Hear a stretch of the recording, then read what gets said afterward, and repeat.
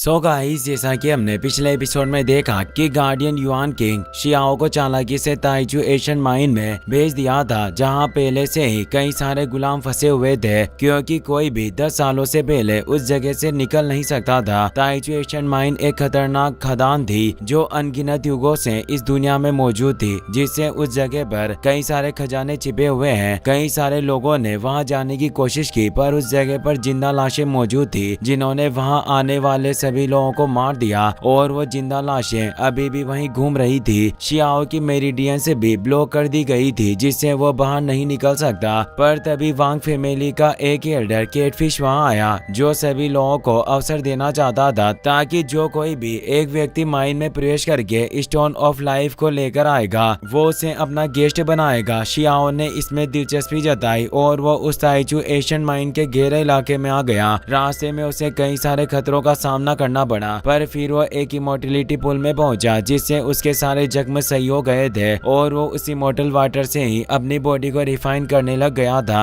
तियानशेन academy में Xiao के सभी साथी उसके न लौटने से काफी चिंतित थे, जिससे वो तियानशेन के को डिसिबल के साथ लड़ने लगे, और वहां पर शी भी आ गया था जो मून तुओ से फाइट करने लगा। पर थर्ड एल्डर ने उन्हें रोक दिया था और बताया कि सभी के लिए ताइचू एशियन माइन में जाने के रास्ते खुलने वाले हैं। ताइचू एशियन माइन का सीन दिखाया जाता है, जहां चारों तरफ तेजी थंडर स्टॉर्म क्रिएट हो रहे थे। कई सारे गुलाम वहां काम कर रहे होते हैं और वो उस खदान से खनिजों को बाहर निकाल रहे थे। इनके चलते उन्हें काफी परेशानियों का सामना करना पड़ रहा था। गहराई ज्यादा होने से उन्हें खोदने में तकलीफ हो रही थी। तभी वहां एक फ्लाइंग शिप आता है। सभी उसे देखकर हैरान हुए। यह तियानशेन एकेडमी का शिप था, जिसमें थर्ड एल्डर सभी डिसिबल को वहां लेकर आए होते हैं। वो सभी को बताते हैं कि ताइचू एशियन माइन कई सारे खतरों से भरा हुआ है, लेकिन वहां गहराई में प्राचीन शक्तियों के द्वारा छोड़े गए विरासत और अवशेष भी अनगिनत होंगे। यानी जितना रिस्क है उतना ही बड़ा प्रॉफिट भी हो सकता है। और वो एक 9 फिनिक्स फर्नेस को बाहर निकाल कर बताते हैं कि यह फिनिक्स फर्नेस भी इसी माइन से मिली थी, और इस फर्नेस की मदद से 9 फिनिक्स बैरियर को भी क्रिएट किया जा सकता था। वो आगे बताते हैं कि सौभाग्य से मेरा एक डिसिबल इस खदान से बाहर आने में कामयाब हुआ था और वही इस फर्नेस को लेकर आया था। अब मैं इसी फर्नेस की मदद से आप सभी की मदद करूंगा, ताकि आप सुरक्षित अंदर प्रवेश कर सके। उनके साथ वहाँ एक और एल्डर मौजूद होते हैं, जो तियानशेन एकेडमी के सेकंड चीफ होते हैं। तियानशेन के को डिसिबल सोचने लगते हैं कि यह फिनिक्स फर्नेस काफी पावरफुल नजर आ रही है, पर इसे इस्तेमाल करने के बावजूद भी हमारी सुरक्षा की कोई गारंटी नहीं है। वास्तव में ताइचू एशियन माइन एक बड़े खलनायक की तरह है, पर अगर हमें वहाँ अंदर किसी प्राचीन एंटिटी की विरासत प्राप्त हुई तो हमारा भाग्य बदल जाएगा और हम काफी ऊंचाइयों पर पहुंच पाएंगे। थर्ड एल्डर आगे बताते हैं कि मैं नहीं चाहता कि आपकी जान खतरे में पड़े, इसीलिए दुर्घटना को रोकने के लिए एक समय में 5 से ज्यादा लोग इस माइन के अंदर प्रवेश नहीं करेंगे। और अब मुझे बताओ कि तुम में से कौन है जो सबसे पहले अंदर जाने की हिम्मत करना चाहता है। चांग गोंगयान, लिटिल बनी, काओ युशेन, किन हाओ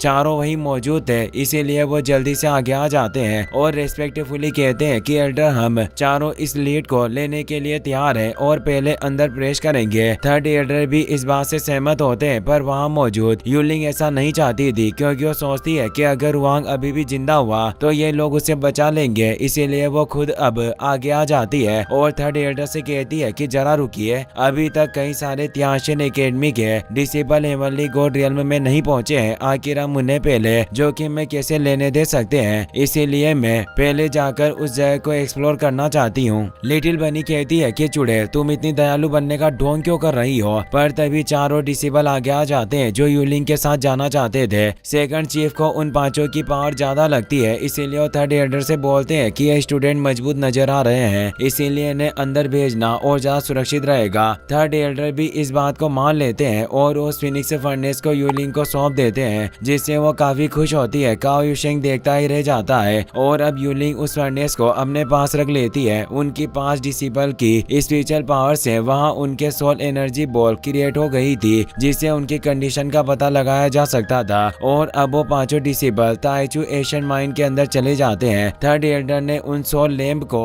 अपने पास ले लिया था, ताकि वो उन पांचों की लाइफ एनर्जी को मॉनिटर कर सके। वहीं हमें उस ताइचू एशियन माइन में उस इमोर्टिलिटी पुल का सीन दिखाया जाता जाता है जहाँ शियाओ अभी भी कल्टिवेशन कर रहा था। उसकी फ्लावर ऑफ एवेन्यू टेक्निक भी एवोल्व हो रही थी और इस फ्लावर के साथ शियाओ की सोल के शेप जैसा ही एक fruit of the past create हुआ। शियाओ समझ जाता है कि फ्लावर ऑफ एवेन्यू मेरे सोल शेप में ही एक जीवित प्राणी की तरह कंडेंस हो चुका है। आखिर ये किस तरह का फ्रूट होगा जो ये इस तरह की काबिलियत रखता है, और उसे जल्दी एहसास होता है कि इस फ्रूट में उसे अनंत काल के समय का एहसास हो रहा है। और जैसे ही शियाओ इसे छूता है तो उसे इस फ्रूट के अंदर अपना पास्ट दिखाई देता है, यानी कि इस फ्रूट के अंदर शियाओ की यादें समाहित थी। शियाओ को इस बात का इल्म हो गया कि अभी के लिए यह फ्रूट उसके किसी काम का नहीं है, पर फ्यूचर में यह इसके बहुत काम आएगा। और जब दूसरा फ्लावर ऑफ एवेन्यू भी कंडेंस होगा तो हो सकता है कि उसमें लाइफ को कंडेंस करने की काबिलियत हो। और अब शियाओ उन सभी यादों को समेट लेता है, पर तभी वहाँ की पूरी जमीन हिलने लगती है क्योंकि यूलिंग और चारों डिसिबल अब फिनिक्स प्रोटेक्शन बैरियर के साथ वहाँ आ चुके थे। इस बैरियर की वजह से ही वो इतनी जल्दी इस गहराई वाले इलाके में पहुंच पाए थे। यूलिंग ही उस फिनिक्स प्रोटेक्शन को कंट्रोल कर रही होती है। डिसिबल किंग मिंग और बाकी डिसिबल की हालत काफी खराब हो चुकी थी। वो कहते हैं कि इस जगह का प्रेशर काफी ज्यादा है जिससे हमें कमजोरी फील हो रही है। वाकई ये जगह काफी खतरनाक है। मुझे डर है कि अगर हमारे पास ये 9 फिनिक्स फर्नेस नहीं होती तो हम अभी तक मर गए होते। निश्चित रूप से वो हुआंग भी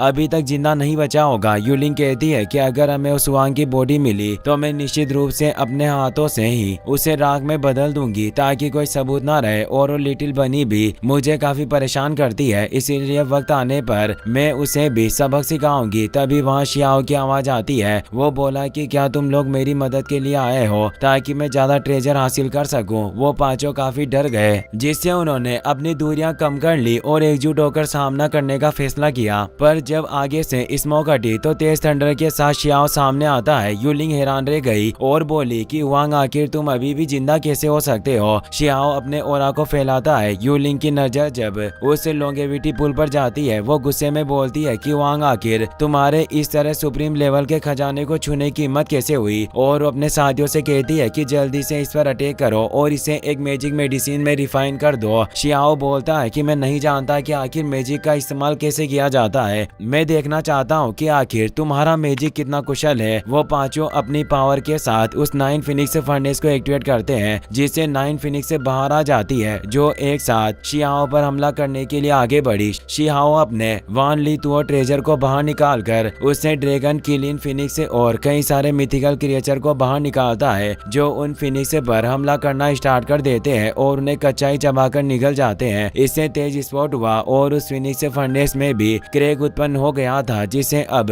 यूलिंग अपने साथियों के साथ मिलकर मून राइनो कबीले की सीक्रेट टेक्निक को एक्टिवेट करती है जिससे एक जायंट राइनो बॉडी क्रिएट हुई जो तेजी से शियाओ पर अटैक करने के लिए बढ़ी। पर शियाओ अपनी सिर्फ थोड़ी सी पावर के साथ ही उस राइनो को खत्म कर देता है और फ्लावर ऑफ एवेन्यू की ताकत के साथ उन सभी को घायल करके दूर फेंक देता है और वो सभी बिल्कुल भी विरोध नहीं कर पाते। शियाओ ने उन्हें मैजिकल रोप में बांध लिया था और अब वो उन सभी के ट्रेजर को अपने पास ले लेता है। शियाओ को उनमें फिनिक्स से ब्लड भी मिलता है जिससे वो खुश हुआ कि ये वाकई काफी अच्छा सामान है। अब वो उन्हें अपने पास रख लेता है और बोलता है कि तुमने खुद मेरे रास्ते में दस्तक दी, इसीलिए मुझे तुम्हारा स्वागत तो करना ही था। और अब वो जानना चाहता था कि आखिर युवान किंग ने उससे टारगेट क्यों किया और रास्ते से हटाने के लिए यहाँ क्यों भेजा। इसीलिए वो अपनी सोल चेकिंग पावर से यूलिंग की यादों को चेक करता है जिसमें वो देखता है कि फेंग जिंगटियन नाम के बंदे ने कुछ डिसिपल को ऑर्डर दिए थे कि तुम सभी युवान फैमिली के मास्टर को कहना कि वो हुआंग को 10 साल तक रोक कर रखे और वो तियानशेन एकेडमी में नहीं पहुंचना चाहिए वरना वो एक बड़ी बर्बादी लाएगा। शियाओ ने उसे पहली बार देखा था और उसे समझ नहीं आता कि आखिर मैंने इसका क्या बिगाड़ा है।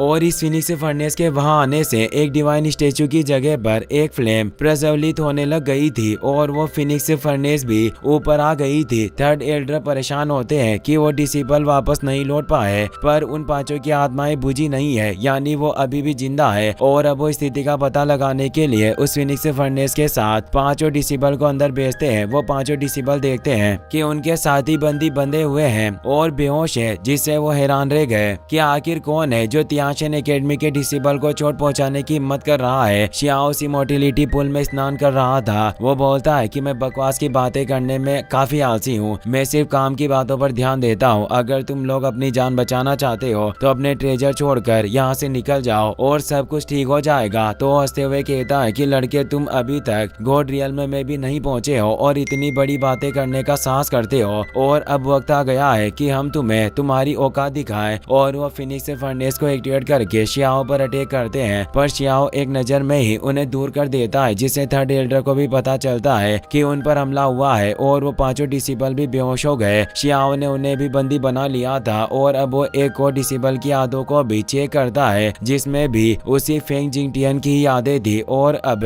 उसने उन सभी लोगों के भी ट्रेजर ले लिए थे। और वो कहता है कि अगर तुम लोग खुद ही अपनी इस तियाचू एशियन माइन की यादों को मिटा दोगे तो मैं तुम्हें जिंदा छोड़ दूंगा, वरना फिर मुझे खुद ही अपने हाथों से तुम्हारा इलाज करना होगा। वो सभी जानते थे कि शियाओ ने दर्द पहुंचाएगा, इसीलिए वो खुद ही अपनी यादें मिटाने को राजी हो जाते हैं। शियाओ इससे खुश हुआ, साथ ही उन्हें सबक सिखाने के लिए थोड़ा पीटता है। काओ यूशेंग अपने साथियों के साथ विनम्रता से कहता है कि थर्ड एल्डर इस बार आप खदान में लोगों की तलाश करने के लिए हमें जाने दीजिए। तो सेकंड चीफ बोलते हैं कि तुम थोड़ा इंतजार करो, क्योंकि हमारी तियाशियन एकेडमी तुम सभी लोअर वर्ल्ड से आए हुए जूनियर डिसिबल का सम्मान करते हैं और हम तुम्हें नहीं खोना चाहते। तभी फिनिक्स फर्नेस बाहर आने लगती है, पर एक अजीब सी रेड एनर्जी उसे रोक रही थी। यह देखकर डिसिबल कहते हैं कि क्या यह ग्रेट अपॉर्चुनिटी हो सकती है। थर्ड एल्डर अपनी पावर से उस एनर्जी को अंदर भेज देते हैं और उस फिनिक्स फर्नेस को अपने पास ले लेते हैं, पर इससे स्टैचू पैलेस में एक और एनर्जी प्रज्वलित हो गई थी, जिससे तेज वाइब्रेशन क्रिएट होने लगे और वो पूरी जगह ही हिल रही थी। उस फर्नेस में शियाओ ने सभी डिसिबल को बेहोशी की हालत में वहां भेज दिया था। सभी डिसिबल ये देखकर चौंक जाते हैं कि आखिर इन सभी लोगों को किसने चोट पहुंचाई होगी। इसी के साथ ये एपिसोड यहीं पर खत्म हो जाता है।